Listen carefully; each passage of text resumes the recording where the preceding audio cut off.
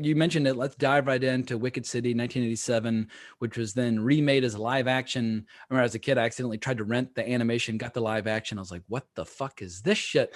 But Wicked City is one of my all-time favorite animated movies. I first discovered it, I think, summer 1996, where I went Japanese animation crazy, which also coincided with my becoming a pretty regular consumer of certain mind-altering substances. So they definitely, there's some correlation between the two, but I'll never forget at the beginning of all these cassettes, there was a highlight reel or a montage of scenes from all these great Japanese animated movies from the 80s and early 90s. And it was just like, oh my God, what's that? Oh my God, what's that? I got to see that one too. And the bit from Wicked City that grabbed my attention was the action scene where Makie is swinging her fingernails at this other guy from the Black World, and he's kind of dancing back out of her reach.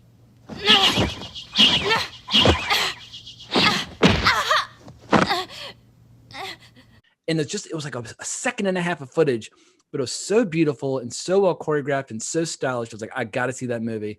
Finally got my hands on it. And it was everything that I hoped for.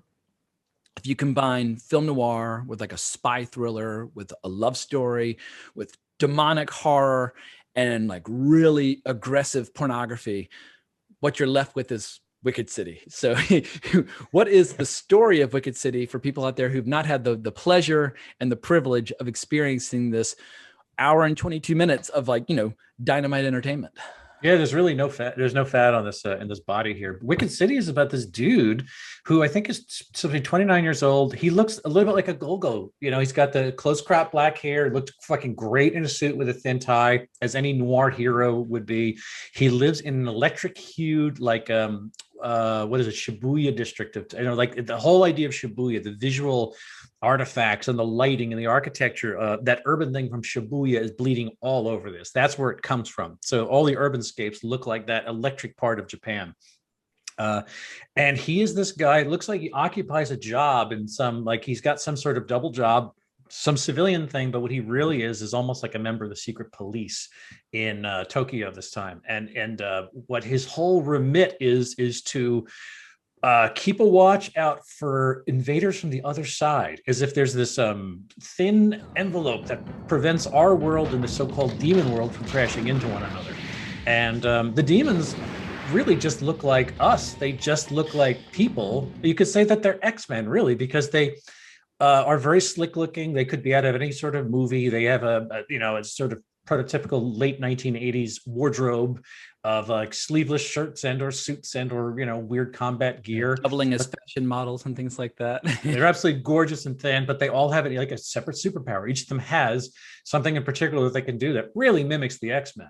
And so they who knows what the word demon means in Japanese, and who knows what they think a demon is and how it differs from our sort of Judeo-Christian idea of demons. And we think of monsters with red faces and teeth and pitchforks and wings and pointy horns and all that shit. Or you can think of like what is the Bava, demons or something like that. And this isn't any of those things. I mean, there are monster men, but they're just essentially very slick looking killers. The point is that there's about to be a peace treaty renegotiated, which apparently gets set up like end of like the Cold War that's been going on for millennia. Yeah, that's really timely considering this came out in 87. And they're about to renegotiate this peace treaty, and it's going to be overseen by this tiny, tiny little, they call him Italian. He wasn't Italian. He looks like he looks like a little Yoda goblin Japanese. It's a weird dude. trope in Japanese animation of like small people, like precocious kids or horny old men, and they pop up in all these. And I love Japanese animation. I'm not a big fan of the trope of like the little mischievous little creatures that pop up again and again and again, because they all feel a little interchangeable, but for whatever reason, it is a recurring trope throughout many Japanese animated movies. Yeah, it's a wise man thing. It just so happens that he really does look like Yoda. If Yoda was a pervert with like priapism, if Yoda walked around with a hard on all day and was constantly trying to get soaked up in a Nuru massage, that's what this guy would be. So they talk about this guy who is going to be like the overseer as this Italian Maillard. Maillard, Giuseppe Maillard. he lives in the ruins of Pompeii, essentially just meditating. And it's like, well, when you actually see the guy, he's in a tracksuit. He just wants to pornos. He just wants to fuck. It's really strange. Or a gentleman's club or a whorehouse or something like that. Very strange. Or what they call them, like they're not really like new room massage, but they're called like soap houses. Yeah, soap house. Soap houses where you basically get a very erotic soapy bath. Yeah, from a naked, curvy naked lady. Yeah. And so it's like, and so he, Taki Renzaburo Taki is given a partner from the other side, a sort of like Lethal Weapon in that respect, or Dead Heat or Red Heat. Sorry, any number of like weird mixture, two cops on the job. Yeah, that's a trope I love. That's a classic trope. You've got someone who's your polar opposite from the other side. Your worlds apart, and you either become best friends or you fall in love, or both. Yeah, it's great. I don't know if it came from the West and it was just adopted in the East, or maybe they just have it in the East. Who knows? But so his partner is this woman, Maki, who is, again, much like him. She wears a really thin suit, thin tie, absolutely gorgeous, and she's a monster lady. She's got all sorts of weird X-Men powers too. And the two of them have to protect this little impish hard guy who just wants to get into trouble and essentially rub his wiener into things all over the place in Japan, while they keep sending assassins. Monster men keep popping out of holes in the universe to kill him using various powers and transformations, and laser beams and all that shit. This idea of, like you mentioned before, like the walls between these planes of existence or dimensions or worlds, whatever terminology you want to use, that the walls are very thin, in that they don't really get too deep into the weeds on the mechanics of what governs this world, but it all just makes sense in context. I mean, one of my favorite scenes, maybe I think the best action scene in all movie, is when they're in this hotel that has these psychic barriers to keep the bad guys out. And this hotel manager is just helping the main character kill some time. And this guy, I love how just, even for a guy who runs a hotel in this world, he's got like a metal arm, and he's just got one of those the scorpion anchor hook that shoots out from his sleeve. Yeah. But we quite literally have like cracks in the universe, so they can tell something is straining against these barriers. And then when finally the barriers break, and this total badass just leaps in slow motion, but slow motion for him because he moves so quickly. Everybody else appears as if they're moving in slow motion, and the action is so slick and so fluid, and you can appreciate every little moment because it's not trying to divert your eyes. There's no shaky cam. It's like, let's make the action as gorgeous and deadly as humanly possible, where you can just really just like salivate over every single animated frame. And it's just a fucking dope ass sequence. Yeah, well, it's like, how would you render an X-Men movie? I know we keep talking about X-Men movies like they've never happened, and of course they have, and we've had many X-Men movies. But I mean, when we watched this thing back in the day, and I'm transporting myself back to '87 to think about this. This is what we thought comic book movies would essentially be. I mean, I think these type of specific anime movies was the best sensibility of superhero Although design. Marvel in '87, while I'm very nostalgic for the period, it was still pretty family friendly in terms of profanity, nudity, whatever. Wicked City is, I mean, it's no getting around it. It is X-rated entertainment.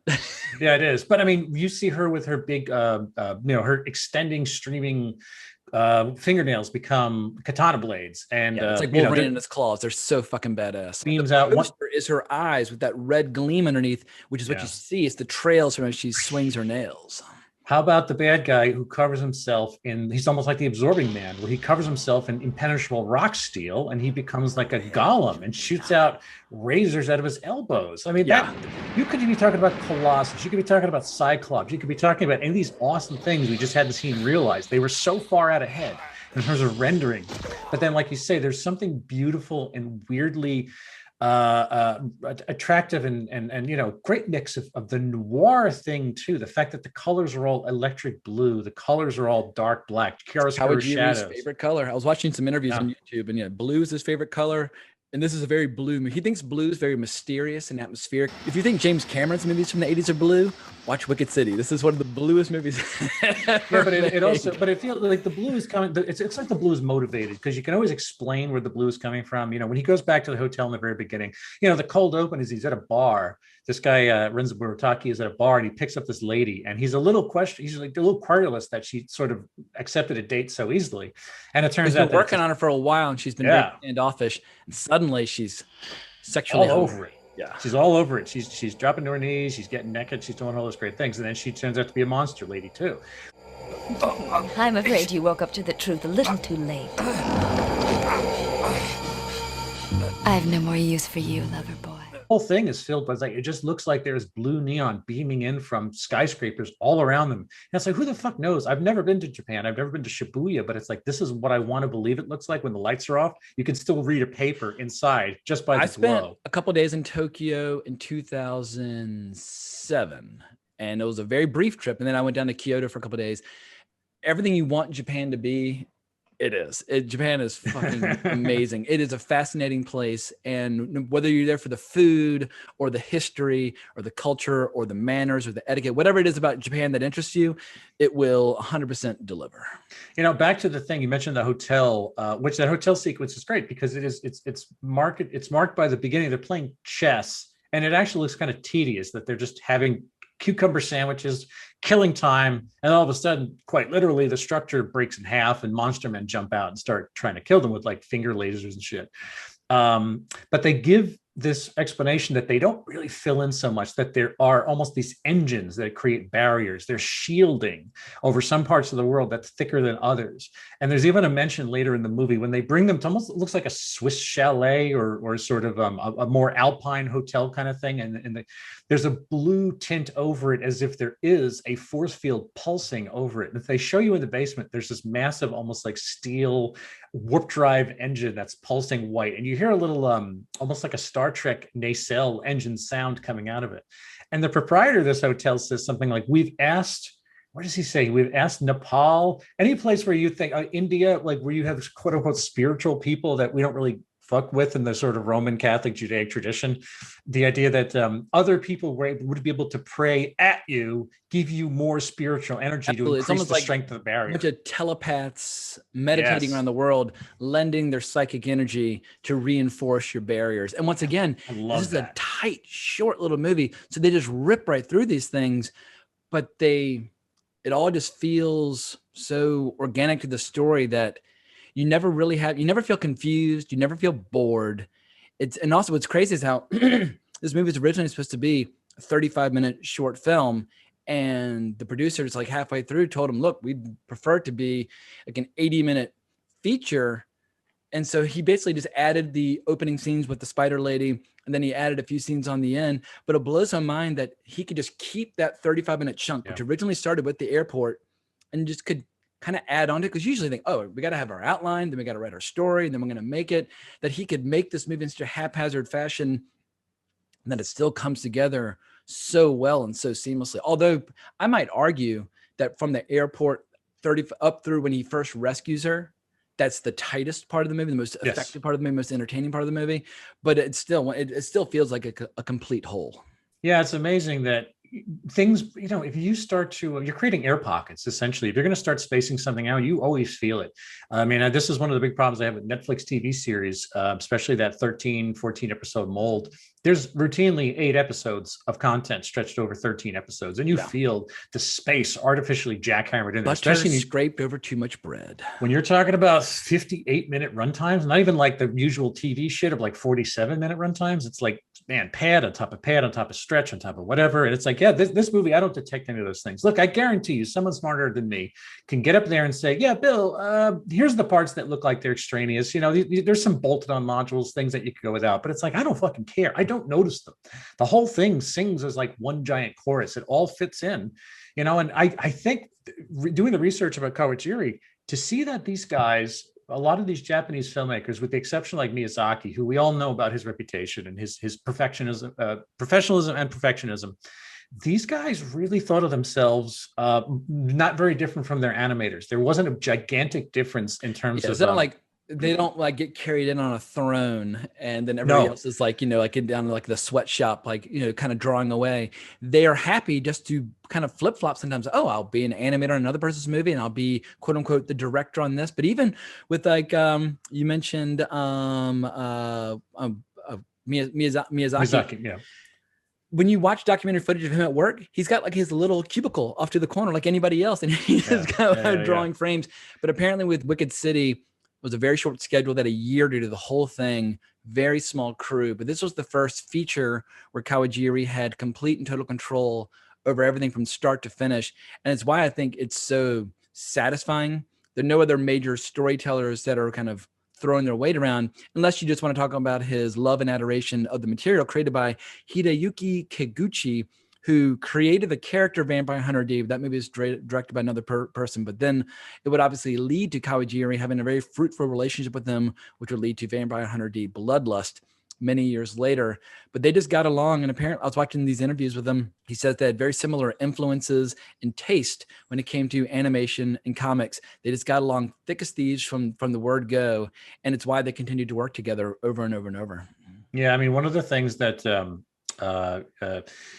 Kawajiri has that kind of carries. I mean, we were trying to talk about what themes move from movie to movie, and even from Lensman, or as I love in the credits, Rinzamon. What these things carry from film to film is really a design aesthetic in terms of how he envisions. This is why I asked about the demon thing, because his monster men almost all follow a consistent pattern. That's how you know that you're inside his brain. But they have an ability that makes them different, whether it's this or Ninja Scroll. But it's like you have these incredibly sexy people who have some distinguishing characteristic, like the mutants, Merry Band of Mutants in Marvel Comics.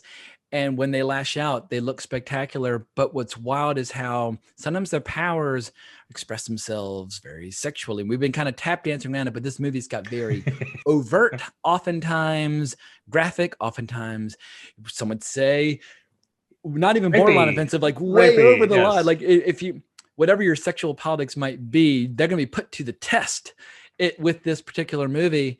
But I guess I would argue for anyone who watches this and thinks, well, this is totally inappropriate, I would just say that for the people who are on the receiving end of sexual violence, they oftentimes get a chance to dish it out as well. And so everybody gets a turn to be really aggressive and really evil. But man, some of the scenes, like when he shows up and he's trying to rescue his partner, and one of these blackguard, or not blackguard, just from the black world, steps forward and she drops her dress, and for a brief shining moment, the dress kind of snags on her nipple before the dress falls to the ground. Yeah. Then her entire torso, like something out of a David Cronenberg movie, turns into this giant pulsating evil dimensional vagina. It's like, whoa. Because like when I watch a Rotsuka Doji, it's wild and it's intense, but it's so over the top that I don't really get like upset by, or like kind of, I don't even really take it that seriously, because it's so completely wild. Nothing feels kind of grounded at all. This movie is grounded enough where if somebody suddenly turns into a giant vagina, or a Spider Woman's blasting cobwebs out of her nether regions and taking out her enemies, you take it much more seriously as a viable threat. And I just find all those scenes to be some of the most riveting scenes in the history of animation.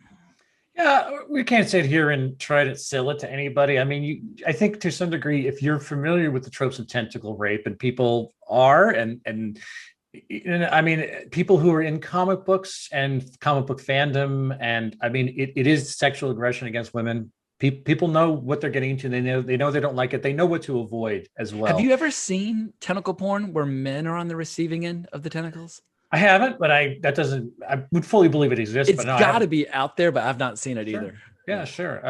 Yeah, I mean, there's a whole, because when the girls get their revenge, it's typically like in Ninja Scroll, where a girl gets assaulted by a bad guy, but as we learn, her skin is nothing but poison, so he falls to pieces and dies. So it's like the women get their revenge in other ways, more subtle ways, whereas the guys are more like, raw, here come my tentacles, and yada yada. Yeah, and it's like there's two scenes where Maki is tortured sexually. One is that she is tentacle raped in the mouth by essentially a massive floating cock. This thing kind of turns. It's a small parasite, like the alien that jumps out of John Hurt, but it turns into a giant fleshy venous snake that forces its way down her mouth. The old pervert had sucked out of the nipple of the masseuse. Let's not forget. What was that? And anyway. It's a pretty good impression of my art. Yeah, it's true. And then later on, this is the thing. It's like there was a scene where he goes to rescue her, and honestly, she's chained up and she's just being assaulted. They say she's being used for these demons' pleasure while she waits. And there's sentencing. It's not even a real. This is what comes before the punishment. The real punishment comes after. And the thing is, that is one of those things. When they get to that scene, honestly, there's nothing Monster Man about it. She is just bound, and she's being sexually assaulted. And to what you're saying, it's like, yeah, Aritsuka Doji looks like a a monster movie with foam costumes. It could very well be a Godzilla sequel for how over the top it is. It's kind of ridiculous. It's a cartoon, but it's like when this movie has, it has a rape that just looks like it's guys There's a weight doing to it it to a that's person. missing from something like a Rotsuku Dojo. A Rotsuku Dojo, I never feel any weight or consequences. This is like, oh fuck, we are in some really truly dark, depraved terrain. Yeah. But that makes what comes after all the more satisfying. When what's it? Is it Taki? Is that the name of the main Taki? Right, yeah. When he starts fighting these guys, like I love how his gun is so powerful that he has to put his back against a stone wall, and when he shoots, it leaves cracks in the wall. It's like, oh fuck, that gun is really strong. Or when he just rears back and punches the dude in the face, and his eyeballs come flying out of his head. Like, holy crap! I mean, this guy is such a stud. And what I love about the hero of this, as well as the hero of Ninja Scroll, they're the least flamboyant and flashy of all the characters.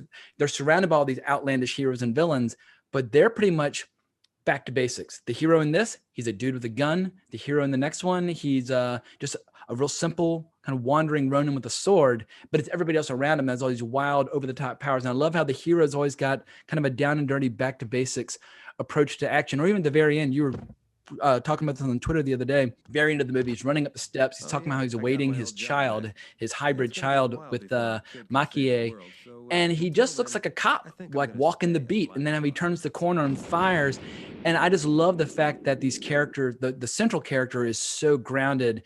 And I think that's what helps you appreciate how outlandish the rest of the environment in which they operate truly is. Yeah, I mean, but you see the precedents for this were set in spaghetti westerns, Yakuza movies from the 60s. And I've watched a bunch of those in the last year and a half. And, the style of those things were so cool, watching like what Leone would do, what Corbucci would do. And then in the, the really cool swinging Yakuza movies, I forget the name of the director now who did a lot of those. I mean, there's a bunch of directors I watched, but. Yeah, I mean, it's like Kenji Fukusaku, who did like Battles of Honor and Humanity, who's really good.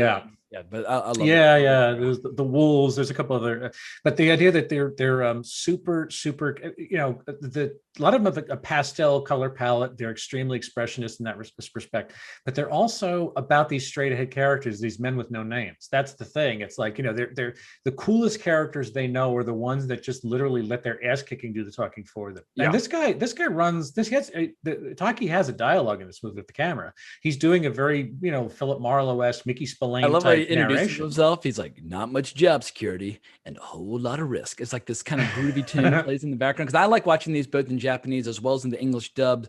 Obviously, you want to watch it in the original format, but some of these English dubs are pretty damn entertaining in their own right. Like, but I can't watch Akira unless it's the English dub from the late 80s because I like the way Kaneda and Tetsuo's voices interact. And so there's something to be said for some of the English dubs are atrocious with these movies, but I like the English dub of Wicked City, as does Kawajiri. In the same interview, he said he saw the English dub and he said, they actually sound like their Japanese counterparts. And he totally signed off on that English dub. But I guess in the end, this movie, in spite of all of its wildly provocative content, it's got kind of a positive message at the end, because as we learn, the whole movie's just been designed, or the whole premise has been just engineered to bring these two star-crossed lovers together so that they can create an interspecies child. And when she becomes pregnant, she becomes like fucking Phoenix. She becomes insanely powerful. And just, anyway, I think the ending's incredibly satisfying. I love watching like the bad guy fighting Mayart and like flinging him through the sky, and just it's totally, completely bananas. And I think if you're going to make a top 10 list of like my personal favorite Japanese animated movies, Wicked City is always going to make the list. Yeah, it's pretty cool. When it's funny, you mentioned he's fighting Mayart at the end. They're on top of a church. And I love when you see Roman Catholic imagery in Japan, because there's one of those things. The hybrid is so cool. Yeah. I always wonder, it's like, there are, of course, there's some Christian, of course, there's some Catholic, but I mean, it has more to do with the fact that they just fucking love the Baroque Gothic imagery. They want to use the imagery, but it's divorced of the kind of faith behind it that we all attach to it. It's what makes the Dark Souls games so much fun, is you have this hybrid of Japanese style and sensibility mixed with Western European medieval architecture and tropes. And it's just become a style unto its own now. It's been going for so many decades now, and so many artists have employed it. It's almost like now becoming just like a style unto itself, this strange Eastern and Western hybrid of medieval sensibilities that I find absolutely delightful. And I'm not alone. Millions of people around the world like watching these movies and like playing these games because of that strange mix of sensibilities. And I think they employed it pretty well with the Netflix Castlevania series as well. Yeah, It's yeah. Western European, but it's a Japanese animated style, and that blend always yields really cool results. Well, I mean, the Castlevanias were that they came out of Japan, I believe. Those games were they were originated by Japanese creators. It's a being Konami, influenced- correct? Yeah, Konami, and I can't remember the name of the guy, but he's one of those monsters from. I mean, not a real monster, but like a game monster from Japan. It was one of those guys that really came up with an incredible thing just based on Dracula, based on that gothic Baroque thing. And it's like, well, what does that look like to a Japanese person who didn't grow up with Christianity, didn't grow up with the Holy Roman Empire and all the history that we're soaked in here, whether or not we're in Europe or America.